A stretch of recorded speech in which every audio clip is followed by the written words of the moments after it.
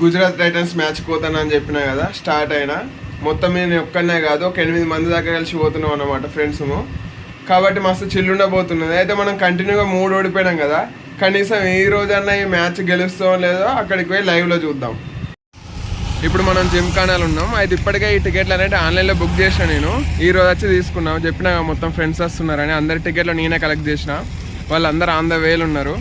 అయితే ఇక్కడ కామెడీ ఏంటంటే, వీడియో చేద్దామని టికెట్లు బయటకు తీస్తే తప్పు ఉన్నది. ఎందుకంటే ప్రతి ఒక్కరు వచ్చి నేను బ్లాక్లో అమ్ముతున్నానేమో అనుకోని ఎంత కమ్ముతున్నావు అని కామెంట్లు అంటే అడుగుతున్నారు అన్నమాట. నాకు అది కామెడీ అనిపిస్తుంది.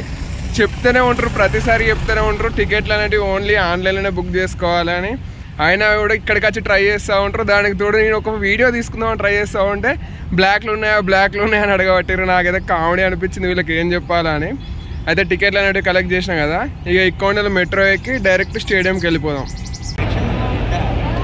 స్టేడియానికి వచ్చేసినాం. మ్యాచ్ స్టార్ట్ అవుతుంది అంటే తెలిసిందే కదా, మా వాళ్ళు 2 గంటలు లేట్ చేసారు ఇక్కడికి రానికి. వీళ్ళు ఏమంటే 2 గంటలు లేట్ లోపలికి వచ్చిన. అయినా కూడా మ్యాచ్లు ఇప్పుడు ఏమేమి జరుగుతాయి, కనీసం ఇలా గెలుస్తాం అనుకుంటున్నారా గెలవనుకుంటున్నారా నాకైతే ఏం అర్థం కావట్లేదు. నేనైతే గెలవాలని కోరుకుంటున్నా. అయితే గెలుస్తాం లేదో మనం మ్యాచ్ స్టార్ట్ అయిపోయిన తర్వాత అట్లా పోయి మేము 4-5 ఫోటోలు తీసుకునే టైంకే గుజరాత్ కెప్టెన్ శుభ్మన్ గిల్ వచ్చిందనమాట. వచ్చి మనోడు అక్కడ మొత్తం పిచ్ను పరిశీలించిండు ఎట్లున్నదని. ఆ తర్వాత కోసేపటికే మళ్ళీ మన కెప్టెన్ ప్యాట్ కమిన్స్ ఎంట్రీ ఇచ్చిండు. ప్యాట్ కమిన్స్ ఎంట్రీకి విజువల్స్ అయినా గోలైనా చూడాల్సింది, సూపర్ అనిపించింది. అంటే మనోడిని లేపుడు కూడా ఆ రేంజ్లో లేపుతున్నారు కదా. మనోడు కూడా వచ్చి పిచ్చును పరిశీలించిండు అనమాట. అయితే మనోడు అంటే నేను గేమ్ అయిపోయిన తర్వాత చెప్తున్నావు కాబట్టి మరి మనోడు ఇక్కడ వచ్చి ఏమాత్రం పరిశీలించిండో నాకైతే అర్థం కాలే. ఎందుకంటే గేమ్లో అట్లా జరిగింది. మనోడైతే వచ్చిండు, చూసిండు, పోయిండు కోసేపటికి.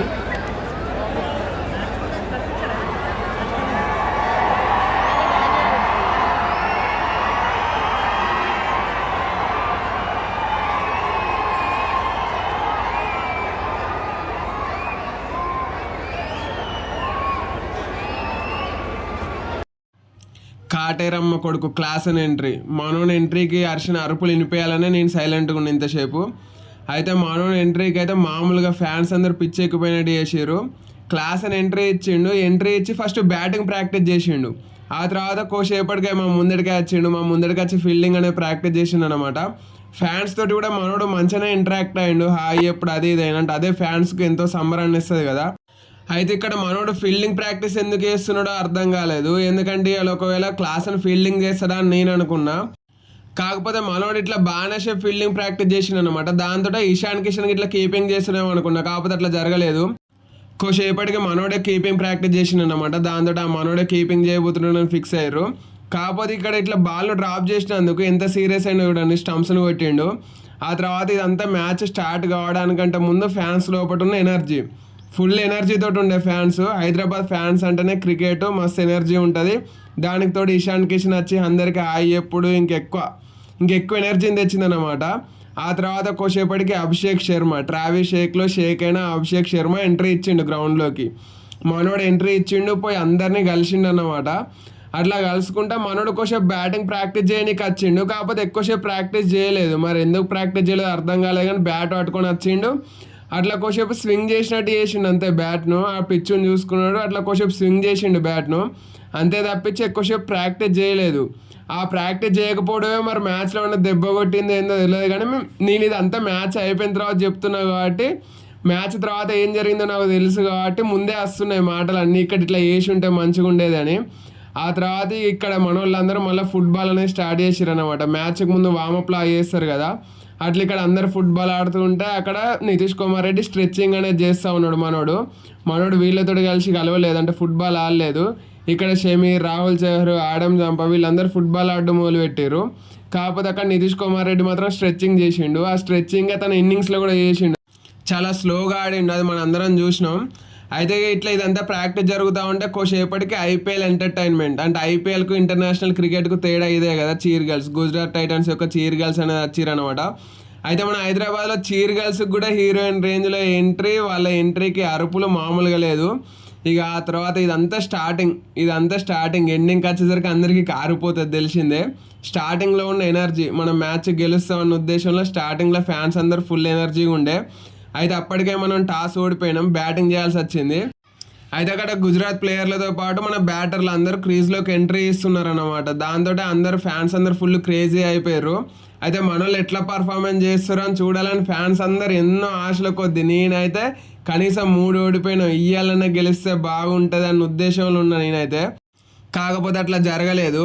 అయితే ఎంట్రీలో ఉన్న ఊపంతా ఇగో ఎండింగ్కి వచ్చేసరికి పోయింది. ఎండింగ్ కూడా కాదు, 15 ఓవర్లు అయినా అప్పటికి ఇంకా 5 ఓవర్లు ఉన్నాయి. మనోళ్ళు ఎప్పుడో 3వ ఓవర్లో సిరాజ్ బౌలింగ్లో లాస్ట్ బాల్కి 4 కొట్టిరు. ఆ తర్వాత ఉన్న బౌండరీలు లేవు, ఫ్యాన్స్ అందరూ పడ్డారు. మొత్తం లాస్ట్ 5 ఓవర్లకు వచ్చేసరికి 110 రన్స్ కొట్టారు. ఫ్యాన్స్ మొత్తం డల్ అయిపోయారు అన్నమాట. కానీ ఫ్యాన్స్ యొక్క మూడుతో సంబంధం లేకుండా కెప్టెన్ ప్యాట్ కమిన్స్ ఎంట్రీకి మాత్రం బాహుబలి సాంగ్ వేయాల్సిందే. నిప్పులు శ్వాసగా ఆ పాట వేయాల్సిందే, ఫ్యాన్స్ క్రేజీ కావాల్సిందే. ఈ రోజు కూడా మళ్ళీ సేమ్ అదే సాంగ్ వేసిరన్నమాట మనోన్ ఎంట్రీకి. అయితే ఎంట్రీ సాంగ్ తగ్గట్టే మనోడు కొంచెం డీసెంట్ బ్యాటింగ్ చేసిండు.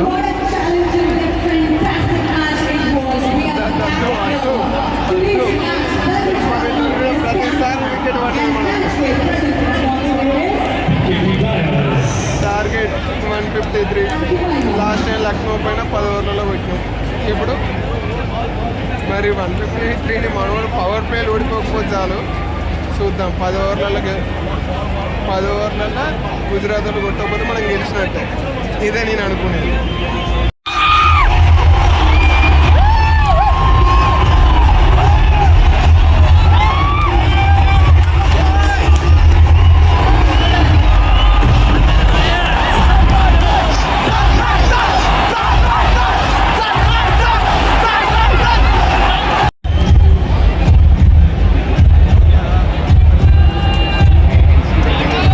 ఇది అనికేత్ వర్మ క్యాచ్ పట్టినప్పుడు అన్నమాట. అంటే ఎంపైర్ రివ్యూ చేసిండు కదా అది ఫేర్ క్యాచా కాదా అనేది. అయితే అంకిత్ వర్మ క్యాచ్ పట్టి తప్పు చేసిండు. ఎందుకంటే క్యాచ్ పట్టడానికంటే ముందు చాలా మంది ఒక 20% మంది వెళ్ళిపోయారు అన్నమాట గ్రౌండ్లోకి వెళ్ళి. కాకపోతే క్యాచ్ పట్టిన తర్వాత వెళ్ళిపోయేటోళ్ళు అంటే ఇంకా వెళ్ళిపోయేటోళ్ళు ఆగిర్రు అట్నే. అయితే అంకిత్ వర్మ పట్టింది వాషింగ్టన్ సుందర్ క్యాచ్. మనోడు అవుట్ అయిండు. అయితే మనోడి మన పైన చేసిన బ్యాటింగ్ చూసిన తర్వాత నా ఫీలింగ్ ఇదే అన్నమాట. వాషింగ్టన్ సుందర్ 8 కోట్లు ఇచ్చినాం. ఓటమి క్షణాలను రికార్డ్ చేయాల్సిందే. ఇంకో 6 ఇచ్చా అయిపోతుంది.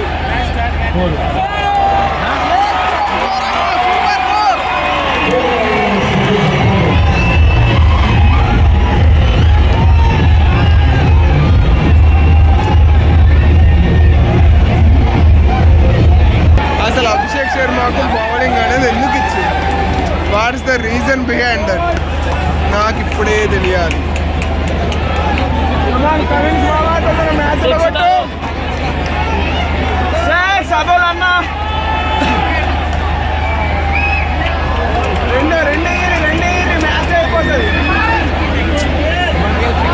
ఇంకా పోదామంటే లేట్ చేస్తా ఉన్నారు అబ్బాయిలు, మస్తు లేట్ చేస్తున్నారు.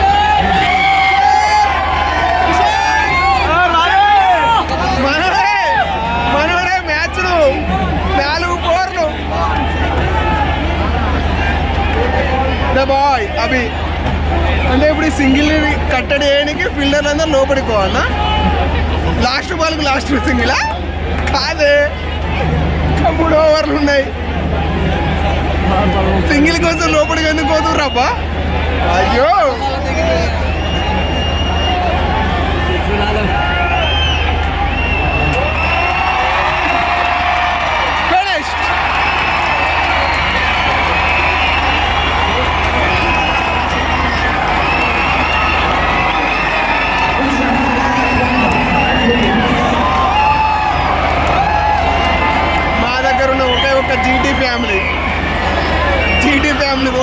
జీటీ ఫ్యామిలీ సంతోషంగా ఉన్నది. అంటే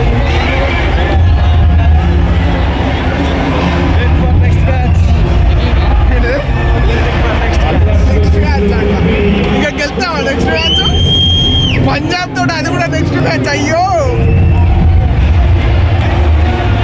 చూద్దాం నెక్స్ట్ మ్యాచ్ ఏమవుతుందో. అంతా దేవుడిదయ్యా.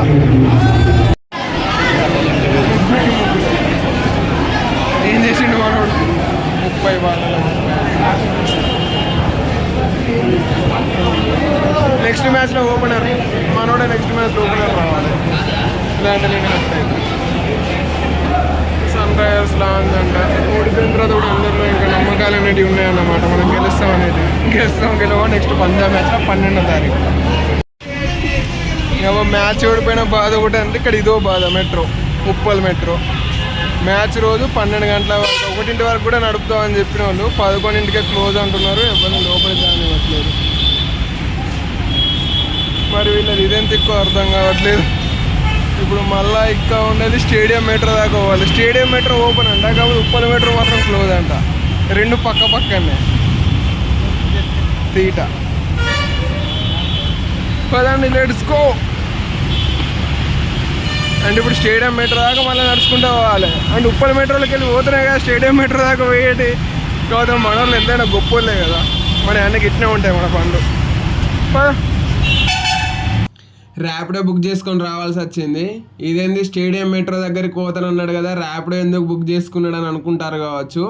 స్టేడియం మెట్రో కూడా క్లోజ్ చేసిర్రు 12 వరకు. అంటే ముందే అంటే కరెక్ట్ 12 వరకు నేను స్టేడియం మెట్రో దగ్గర ఉన్నా. అప్పటికే షట్టర్లన్నీ క్లోజ్ చేసిర్రు. పైన కూడా ఒక్కరు లేరన్నమాట. దాంతో ఇట్లా ర్యాపిడో బుక్ చేసుకొని రావాల్సి వచ్చింది. మళ్ళీ ఇక్కడ స్టార్ట్ అయినామో అక్కడికి వచ్చేసినాం. మ్యాచ్ అనేది అయిపోయింది. అయితే మ్యాచ్ అయిపోయి ఓడిపోయిన బాల్ ఉన్న వాళ్ళకి స్టేడియం ఇంకా పెద్ద దెబ్బ. I mean metro. నేను చెప్పినా కదా ఉప్పల్ కోత అక్కడ క్లోజ్ చేసిర్రు. మళ్ళీ ఇక్కడ స్టేడియం దగ్గరికి వస్తే ఇక్కడ కూడా క్లోజ్ చేసిర్రు. కానీ మళ్ళీ మేము మెట్రో 12, 1 దాకా నడుపుతామని చెప్తా ఉంటారు. ఇక అది వదిలేస్తే మ్యాచ్ ఓడిపోయిందే కొంచెం. నెక్స్ట్ మ్యాచ్ మళ్ళీ పంజాబ్ తోటి, అది కూడా 12th నాడు. మరి ఆ మ్యాచ్లో ఏమవుతుందో, దానికి కూడా పోవాలా వద్దా అని ఆలోచిస్తున్నా. ఏమవుతుందో చూద్దాం.